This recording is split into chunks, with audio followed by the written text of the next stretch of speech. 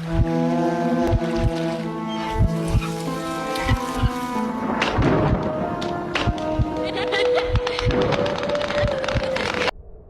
का सफर हमेशा भयानक होता है। अंधेरे में छिपे रास्ते, दूर कहीं से आती अजीब और गरीब आवाजें और वो सन्नाटा जो कानों में गूंजता रहता है, यह सब मन में एक अनजाना भय भर देता है। लेकिन कुछ सफर ऐसे भी होते हैं जो सिर्फ डरावने ही नहीं बल्कि भयानक रूप से झकझोर देने वाले भी होते हैं। हेलो दोस्तों, कहानी शुरू करने से पहले आपसे निवेदन है कि मेरे चैनल को सब्सक्राइब करना न भूलें।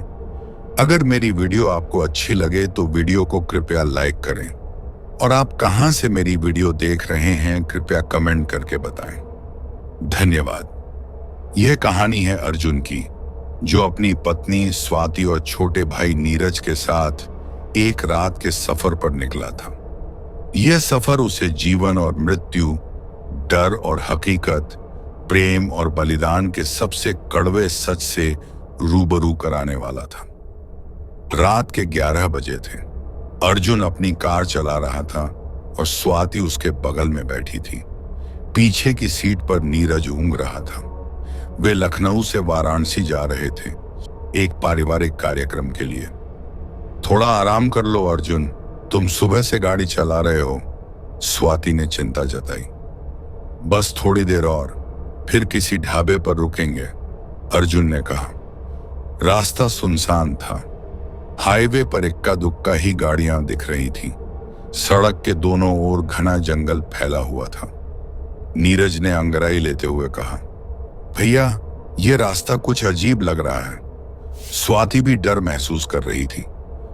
तुम लोग भी ना, ये बस तुम्हारी कल्पना है, अर्जुन ने हंसकर माहौल हल्का करने की कोशिश की। लेकिन तब तक वे उस मोड़ पर पहुंच चुके थे जहां उनका सफर एक नया मोड़ लेने वाला था, खौफ और आतंक का मोड़। आगे सड़क के किनारे एक छोटा सा ढाबा दिखा। अर्जुन ने गाड़ी रोक दी। ढाबे पर एक बूढ़ा आदमी बैठा था जो उन्हें अजीब नजरों से घूर रहा था।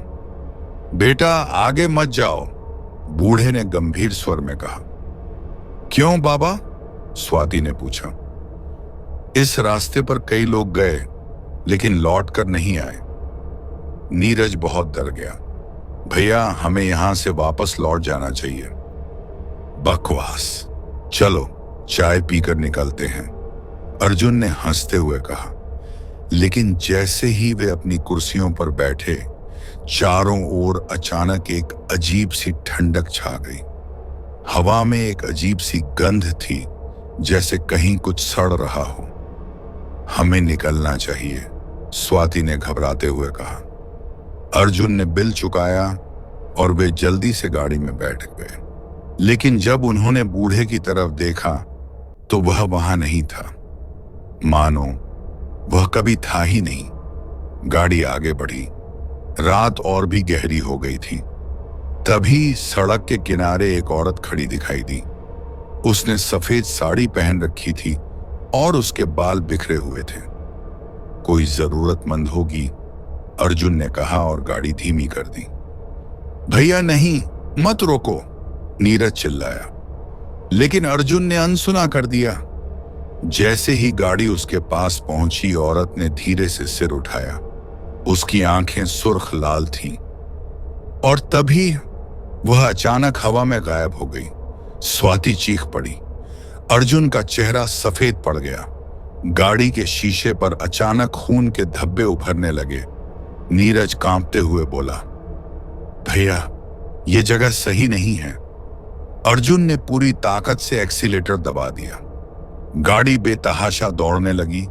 लेकिन जैसे ही उन्होंने पीछे देखा, वो औरत अब गाड़ी के ठीक पीछे दौड़ रही थी, हवा में तैरती हुई। गाड़ी अचानक बंद हो गई। चारों ओर घना कोहरा था। हवा में अजीब सी सरसराहट थी। अब क्या करें?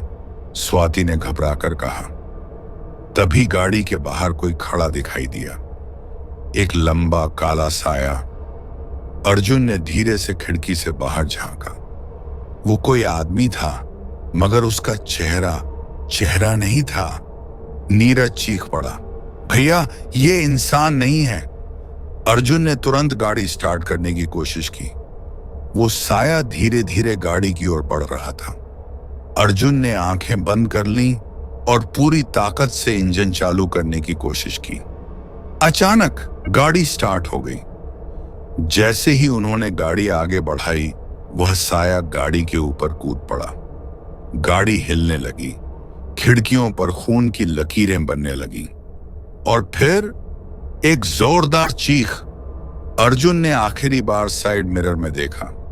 वो औरत अब गाड़ी के अंदर थी। नीरज और स्वाति बुरी तरह रो रहे थे। हम बच नहीं सकते, अर्जुन ने धीरे से कहा। भैया ऐसा मत कहो, नीरज चिल्लाया।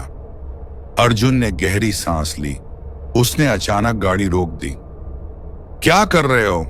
स्वाति ने रोते हुए पूछा। अर्जुन ने धीरे से कहा, किसी को बलिदान देना होगा, वरना हम तीनों मर जाएंगे। स्वाति और नीरज ने उसकी तरफ देखा। अर्जुन गाड़ी से बाहर निकला। अगर तुम्हें कोई चाहिए तो मुझे ले लो, उसने जोर से चिल्लाया। अचानक सब कुछ शांत हो गया। वो साया अब अर्जुन की तरफ बढ़ रहा था। नीरज चीख पड़ा, भैया मत जाओ, लेकिन अर्जुन मुस्कुराया। अपना ख्याल रखना। और तभी अर्जुन की चीखें रात के अंधेरे में गूंज उठी। स्वाति और नीरज ने हिम्मत करके गाड़ी स्टार्ट की और पूरी रफ्तार से वहां से भाग निकले। जब वे अगले शहर पहुंचे तो उन्होंने पीछे देखा। सड़क पर अर्जुन का कोई नामो निशान नहीं था। बस वो रास्ता जो हमेशा के लिए डरावना बन चुका था। क्या अर्जुन मर चुका था या वो आत्मा बन चुका था? कोई नहीं जानता। लेकिन कहते हैं जो भी उस रास्ते से गुजरता है, रात के अंधेरे में अर्जुन की चीखें अब भी सुनाई देती हैं।